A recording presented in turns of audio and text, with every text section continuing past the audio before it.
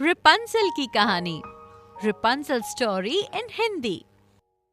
एक समय की बात है, जर्मनी के एक गांव में जॉन नाम का एक आदमी रहता था। उसकी पत्नी का नाम नेल था। वो दोनों निसंतान थे।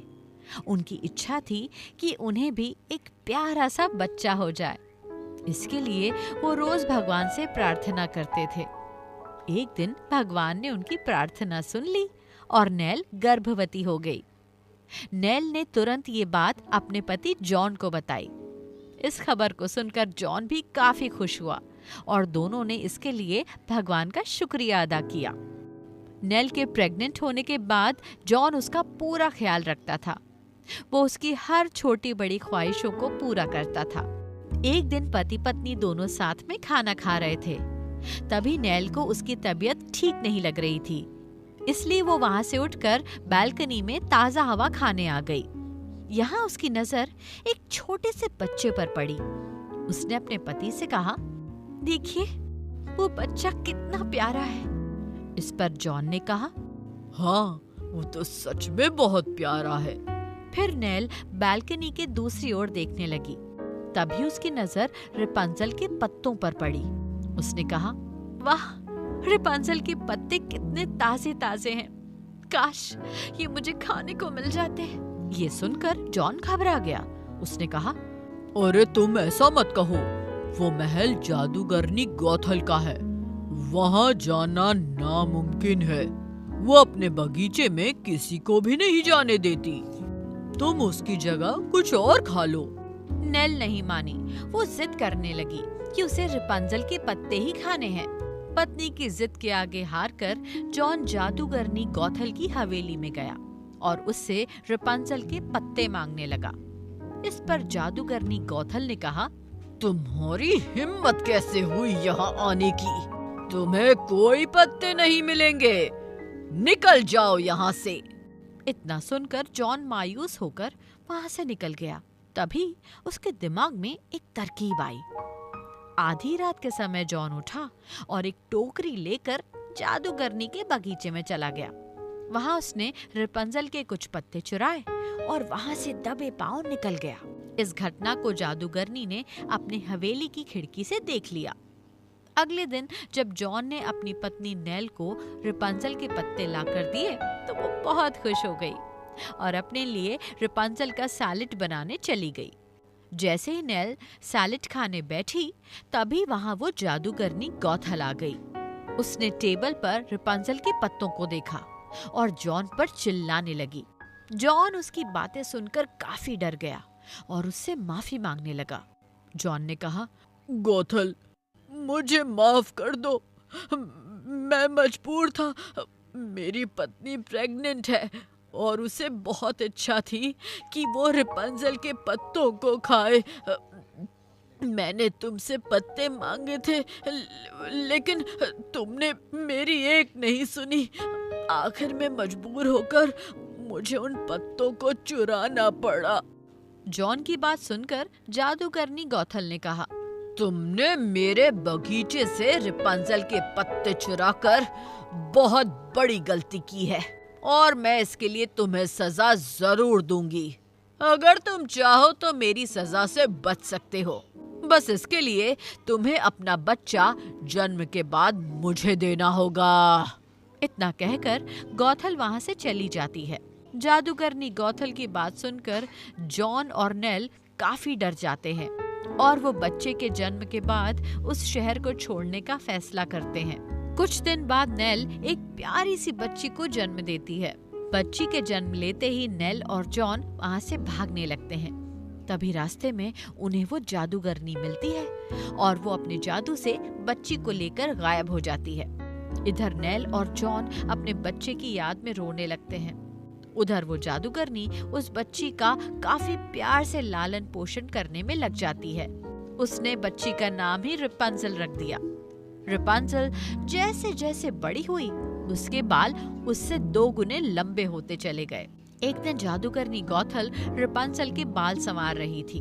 तभी उसके गुरु वहां आ जाते हैं। वो गौथल से कहते हैं, सुनो गौथल, अब समय आ गया है कि तुम रिपंजल को लेकर मेरी मीनार चलो। अब उस मीनार की देखभाल तुम्हें ही करनी है। इतना कहकर गौथल के गुरु रपुंजल और गौथल को वहां से लेकर सीधे मीनार पहुंचे। मीनार पहुंचकर गुरु ने गौथल और रपुंजल को एक कमरे में कैद कर दिया और कहा, गौथल, अब मैं थोड़ा आराम करना चाहता हूँ, इसलिए ये मीनार मैं तुम्हारे हवाले कर रहा हूँ। इसकी देखभाल अच्छी तरह से करना, और अगर इसे कुछ हुआ तो मैं तुम्हें इसके लिए कठोर दंड दूंगा। इस पर गौथल ने कहा, गुरुजी, आप निश्चिंत रहें, मैं इस महल की देखरेख बहुत अच्छे से करूंगी। इसके बाद गौथल के गुरु वहां से चले गए। गुरु के वहां से जाते ही गौथल ने रपुंजल से कहा, मैं कुछ सामान लाने के लिए बाजार जा रही हूँ, तब तक तुम इस महल की देखभाल करना। गौथल की ये बातें सुनकर रपुंजल सोच में पड़ जाती है कि वो इस मीनार से भला नीचे कैसे उतरेगी। यहाँ तो कोई सीढ़ी भी नहीं है। इतने में गौथल रपुंजल के लंबे बालों को मीनार से नीचे लटका देती है और कहती है, मैं इसके सहारे ही नीचे उतरूंगी, और जब मैं बाजार से वापस आऊंगी तो तुम्हें आवाज लगाऊंगी। मेरी आवाज सुनकर तुम अपने बाल ऐसे ही मीनार से नीचे की ओर लटका देना, ताकि मैं उसे पकड़कर ऊपर आ जाऊं। इस पर रपुंजल कहती है, ठीक है। अब जल्दी से गौथल रपुंजल के बालों के सहारे नीचे उतरकर बाजार चली जाती है। गौथल के जाने के बाद मीनार में अकेली बैठी रपुंजल अपना मन बहलाने के लिए गाना गाने लगती है। इसी दौरान एक राजकुमार उस जगह सैर करने के लिए आता है। तभी उसे रपुंजल के मधुर गीत सुनाई देते हैं। उसकी आवाज सुनकर राजकुमार सोचता है कि इस सुनसान जगह पर इतना अच्छा गाना कौन गा सकता है। इसी सोच के साथ राजकुमार उस आवाज की ओर चल पड़ता है और इस दौरान उसकी नजर मीनार पर पड़ती है। राजकुमार वहीं पेड़ के पीछे छिपकर रपुंजल का गाना सुनने लगता है। इतने में वो देखता है कि गौथल वहां आती है और रपुंजल को आवाज लगाते हुए कहती है, अपने बालों को नीचे गिराओ। ये सुनकर रपुंजल तुरंत अपने बालों को नीचे गिराती है और गौथल उसके सहारे मीनार के अंदर चली जाती है। राजकुमार ये सब देखकर हैरान रह जाता है। अगले दिन फिर राजकुमार वहां आता है और देखता है कि रपुंजल के बालों के सहारे गौथल नीचे उतरकर बाजार चली गई। जैसे ही गौथल थोड़ी दूर पहुंच जाती है तो राजकुमार मीनार के पास पहुंचकर आवाज लगाता है, रपुंजल, रपुंजल, तुम अपने बालों को नीचे गिराओ। ये सुनकर रपुंजल अपने बालों को नीचे गिरा देती है। फिर राजकुमार बालों के सहारे मीनार में घुस जाता है। राजकुमार को देखकर रपुंजल डर जाती है और पूछती है, तुम कौन हो? इस पर राजकुमार कहता है, अरे डरो नहीं, मैं कोई चोर नहीं हूँ। मैं यहाँ तुम्हारा गाना सुनकर आया हूँ। तुम्हारी आवाज बहुत मीठी है। इस पर रपुंजल काफी खुश हो जाती है और राजकुमार को गाना सुनाने लगती है। इसी तरह रोज राजकुमार मीनार आने लगता है और देखते ही देखते दोनों को एक दूसरे से प्यार हो जाता है। एक दिन रपुंजल अपने बारे में राजकुमार को बताती है। वो कहती है कि गौथल मेरी माँ नहीं है, उसने मुझे यहाँ कैद करके रखा है। वो मुझे कहीं भी नहीं जाने देती। ये बात सुनकर राजकुमार रपुंजल से वादा करता है कि वो उसे उसके असली माँ बाप से जरूर मिलवाएगा। इतना कहकर राजकुमार मीनार से निकल जाता है। तब तक गौथल वहां आ जाती है और राजकुमार को वहां से जाते हुए देख लेती है। वो तुरंत आवाज लगाती है, रपुंजल, रपुंजल, तुम अपने बालों को नीचे गिराओ। रपुंजल अपने बालों को नीचे गिराती है और वो ऊपर मीनार में चली जाती है।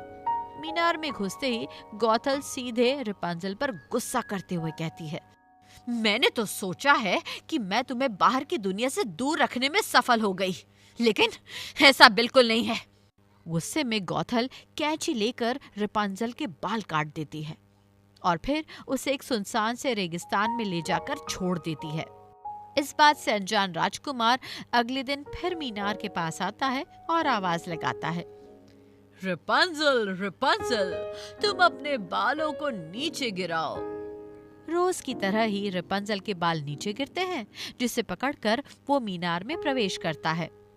लेकिन इस बार वो हैरान रह जाता है। दरअसल मीनार में रपुंज़ल थी ही नहीं। इस बार वहां गौथल थी। वो उसे देखकर पूछता है, रपुंज़ल कहाँ है? गौथल कहती है, तुम जिस रपुंज़ल की तलाश में यहाँ आए हो वो अब यहाँ नहीं रहती। इतना कहकर गौथल राजकुमार को मीनार से नीचे फेंक देती है।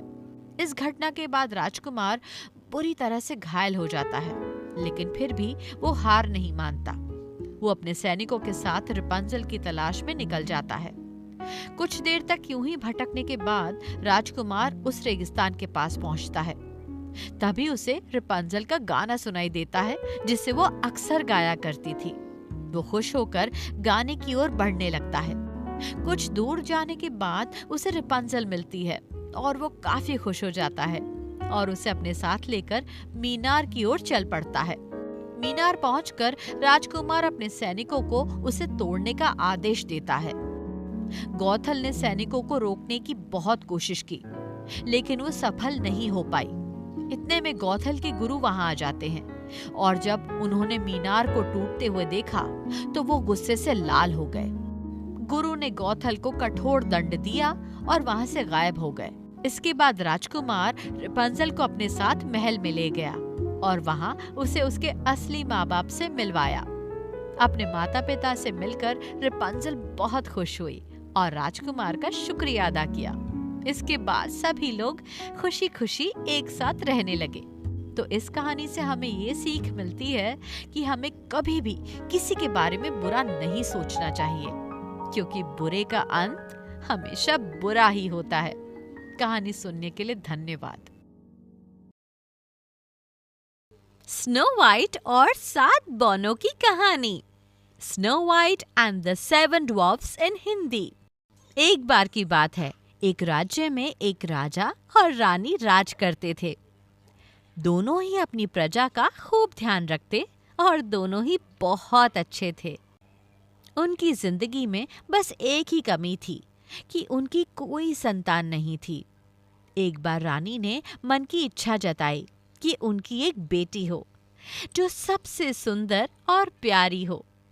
कुछ सालों बाद रानी की ये इच्छा पूरी हुई और उन्होंने एक सुंदर सी बेटी को जन्म दिया, जिसका नाम उन्होंने स्नो वाइट रखा। पूरे राज्य में खुशियां ही खुशियां थी, लेकिन ये खुशी ज्यादा दिनों तक नहीं रह सकी। कुछ दिनों बाद जब राजा और रानी जंगल में घूमने गए तो एक जादूगरनी ने मौका पाकर रानी को चिड़िया बना दिया और अपने पास पिंजरे में कैद कर लिया। रानी के अचानक गायब होने से राजा को लगा कि रानी की मौत हो गई। राजा बहुत दुखी हुए और उन्होंने स्नो वाइट की देखभाल और माँ के प्यार के लिए दोबारा शादी कर ली। लेकिन जिससे उन्होंने शादी की वो वही जादूगरनी थी जिसने रानी को चिड़िया बनाकर कैद कर लिया था। उस जादूगरनी ने रूप बदलकर राजा के साथ शादी की थी। उसकी चिड़िया को देख स्नो वाइट बहुत खुश हुई और उसने वो चिड़िया उससे मांग ली, इस बात से अनजान कि वो चिड़िया उसकी माँ ही है। स्नो वाइट उसे बहुत प्यार से अपने पास रखती। उस जादूगरनी को स्नो वाइट के रूप से बहुत जलन थी। वो चाहती थी कि पूरी दुनिया में सबसे खूबसूरत वही हो। उस जादूगरनी के पास एक जादुई आईना था जिससे वो हर रोज पूछती कि सबसे सुंदर कौन। हर बार आईने का जवाब आता, रानी, आप तो सुंदर है ही, लेकिन स्नो वाइट आपसे भी ज्यादा सुंदर है। ये सुनकर उसे बहुत गुस्सा आता। एक दिन उसने फैसला कर लिया कि वो स्नो वाइट को मार डालेगी। इसके लिए उसने एक मंत्री को बुलाया और उससे कहा, जाओ, जाकर स्नो वाइट को मार डालो। मंत्री डर गया और स्नो वाइट को जंगल में ले गया, लेकिन उसे मार न सका। उसने स्नो वाइट को सारी बात बता दी और उससे भाग जाने के लिए कहा। स्नो वाइट बहुत दुखी हो गई और वहां से भाग गई। मंत्री ने वापस आकर झूठ बोल दिया कि उसने स्नो वाइट को मार दिया है। जादूगरनी बहुत खुश हुई। उधर स्नो वाइट जंगल में भटक ही रही थी कि उसकी नजर एक छोटी सी झोपड़ी पर गई। वो उस झोपड़ी में चली गई। वहां उसने देखा कि बहुत छोटी छोटी 7 प्लेटें लगी हुई हैं और उसमें कई तरह के भोजन हैं। स्नो वाइट को बहुत भूख लगी थी, तो उसने हर प्लेट में से थोड़ा थोड़ा भोजन कर लिया। फिर उसकी नजर वहां लगे 7 बेड पर पड़ी। स्नो वाइट को नींद भी बहुत आ रही थी, तो वो आराम करने का सोचकर एक बेड पर लेट गई। लेटे लेटे उसे नींद आ गई और वो सो गई। तभी थोड़ी देर बाद वहां 7 बौने आए। उन्हें अंदाजा लग गया था कि वहां जरूर कोई आया है। जैसे ही उनकी नजर स्नो वाइट पर पड़ी, उसकी खूबसूरती देखकर बौने उसे देखते ही रह गए। तभी स्नो वाइट की नींद खुली और उसने डरते हुए बौनों को सारी बात बताई। बौने उसकी बात सुनकर चौंक गए और उन्होंने कहा, स्नो वाइट, अगर तुम हमारे लिए हमेशा अच्छा खाना बनाओगी और हमारे घर का ख्याल रखोगी तो तुम हमारे साथ रह सकती हो। स्नो वाइट ने उनकी बात मान ली और सब खुशी खुशी रहने लगे। एक दिन उस जादूगरनी ने फिर से अपने जादुई आईने से पूछा कि सबसे सुंदर कौन? इस बार वो बहुत खुश थी कि स्नो वाइट के मरने के बाद आईना उसी का नाम लेगा। लेकिन अफसोस, ऐसा कुछ नहीं हुआ। आईने ने फिर से कहा, रानी, आप हो सबसे सुंदर, लेकिन आपसे भी सुंदर है स्नो वाइट। रानी ये सुनकर बहुत हैरान रह गई और उसे सारी बात समझ में आ गई कि मंत्री ने उसे धोखा दिया है। फिर आईने ने उसे बताया कि स्नो वाइट बौनों की झोपड़ी में रहती है। ये सुनने के बाद जादूगरनी ने तरकीब निकाली। उसने जादू से जहरीला सेब बनाया और उसे स्नो वाइट को खिलाकर उसे हमेशा के लिए सुलाने का सोचा। वो अपना रूप बदलकर स्नो वाइट के पास पहुंची। उसने स्नो वाइट को सेब खरीदने के लिए कहा और खरीदने से पहले उसे चखने के लिए वो जहरीला सेब दिया। स्नो वाइट उसे बूढ़ी औरत समझकर मना नहीं कर सकी और उसने वो जहरीला सेब चख लिया। सेब चखते ही स्नो वाइट की तबीयत बिगड़ने लगी और उसी बीच वो जादूगरनी अपने असली रूप में आ गई और स्नो वाइट के सामने हंसने लगी। स्नो वाइट अपनी सौतेली माँ को देखकर हैरान रह गई और गहरी नींद में चली गई। उसके कुछ देर बाद ही वहां बौने आए और स्नो वाइट को वहां पड़ा देख वो बहुत दुखी हुए। उन्हें लगा स्नो वाइट उन्हें हमेशा के लिए छोड़कर चली गई। उन्होंने उसे दफनाने का सोचा, लेकिन उनका मन न माना और उन्होंने उसे एक शीशे के ताबूत में रख दिया। तभी वहां राजा के दोस्त का बेटा, जो कि एक राजकुमार था, वो आया। स्नो वाइट को देखकर वो चौंक गया और बहुत दुखी हुआ। उसने बौनों से स्नो वाइट के बारे में पूछा और दुखी होकर स्नो वाइट को ताबूत समेत अपने साथ ले जाने के बारे में पूछा। सारे बौने बहुत दुखी हुए। उन्होंने ताबूत का शीशा खोला और राजकुमार ने स्नो वाइट पर प्यार जताते हुए उसके हाथ को चूम लिया। इतने में स्नो वाइट को होश आ गया। स्नो वाइट ने सबको अपने सामने देख सारी बात बता दी। सब समझ गए कि जादूगरनी सौतेली माँ की वजह से ही ऐसा हुआ है। वो बौने जादूगर बनकर राजा के दरबार में पहुंचे और उन्होंने कहा कि उन्हें पता है कि रानी को खूबसूरत बनने का शौक है। वो उन्हें बहुत खूबसूरत बना सकते हैं, लेकिन उन्हें उनके साथ चलना होगा।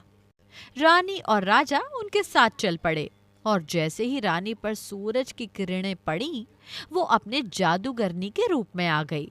वहां स्नो वाइट और राजकुमार भी पहुंचे। स्नो वाइट को देखकर राजा बहुत खुश हुए। उन्होंने राजा को सारी बात बता दी और फिर बौनों ने अपनी शक्ति से जादूगरनी के जादू को खत्म कर दिया। जादू खत्म होते ही चिड़िया बनी असली रानी अपने रूप में आ गई। राजा और स्नो वाइट रानी को देखकर बहुत खुश हुए और जादूगरनी को बंदी बनाने का आदेश दे दिया। इसके बाद राजा रानी ने स्नो वाइट और राजकुमार के विवाह का आयोजन किया। और बोनो को बहुत सारे तोहफे दिए और उसके बाद सभी लोग खुशी खुशी रहने लगे। तो इस कहानी से हमें ये सीख मिलती है कि बाहरी खूबसूरती से ज्यादा अंदर की खूबसूरती ज्यादा मायने रखती है। धन्यवाद। राजकुमारी और मटर की कहानी, princess and the pea story in Hindi. किसी राज्य में एक बहुत ही बलवान राजा का राज चलता था। उसकी रानी भी बहुत सुंदर और समझदार थी। राजा रानी का एक पुत्र था। दोनों ने अपने पुत्र के पालन पोषण से लेकर उसकी शिक्षा दीक्षा में किसी तरह की कोई कमी नहीं होने दी थी। राजकुमार भी बहुत सुंदर था। उसका व्यवहार विनम्र और वो हर एक से एक सुयोग्य पुत्र और राजकुमार था। कई पड़ोसी राज्यों के राजा राजकुमार से अपनी पुत्रियों का विवाह करवाना चाहते थे। उन्होंने राजा रानी के पास विवाह के प्रस्ताव भी भेजे थे। वहीं राजा रानी चाहते थे कि उनके राजकुमार का विवाह किसी सुंदर, समझदार और संवेदनशील किसी राजकुमारी से हो, जो हर तरह से उनके पुत्र के योग्य हो। राजा ने अपने राजकुमार को उन राज्यों में भेजा जहां से उसके लिए विवाह के प्रस्ताव आए थे। राजा चाहते थे कि राजकुमार खुद उन राजकुमारियों से मिले, उन्हें समझे और अपने लिए एक सुयोग्य पत्नी का चुनाव करे। राजकुमार ने भी अपने पिता की बात मान ली। वो कई अलग अलग राज्यों में गया, वहाँ के लोगों और राजकुमारियों से मिला, लेकिन फिर भी उसे सभी राजकुमारियों में कोई न कोई कमी मिल ही जाती थी। कुछ ही दिनों में राजकुमार वापस अपने महल आ गया। वो बहुत उदास था। मन ही मन सोच रहा था कि शायद उसके भाग्य में पत्नी का सुख है ही नहीं। यही सोचकर उसने शादी से मना कर दिया और राज्य के काम में मन लगाने लगा। एक शाम बहुत तेज बारिश हो रही थी। तभी राजमहल के दरवाजे पर एक लड़की आई। उसके कपड़े बारिश की वजह से भीग गए थे और उसके बाल बिखरे हुए थे। वो पूरी तरह से अस्त व्यस्त नजर आ रही थी। उसने दरवाजे पर खड़े सैनिकों को बताया कि वो एक पड़ोसी राज्य की राजकुमारी है जो बारिश की वजह से यहाँ पर फंस गई है। ऐसे मौसम में वो अपने महल नहीं जा सकती, इसलिए वो यहाँ शरण लेने के लिए आई है। लेकिन उस लड़की की हालत देखकर उन्हें यकीन ही नहीं हो रहा था कि वो कोई राजकुमारी है। उन्होंने राजा रानी को उस लड़की की बात बताई। रानी ने उसे महल में शरण दे दी, लेकिन उसकी बात कितनी सच है ये जानने के लिए रानी ने उसकी परीक्षा लेने की योजना बनाई। रानी ने उस लड़की के सोने के लिए एक पलंग सजाया, जिस पर 20 मुलायम गद्दे बिछाए। फिर उसके ऊपर एक रेशम की चादर बिछा दी।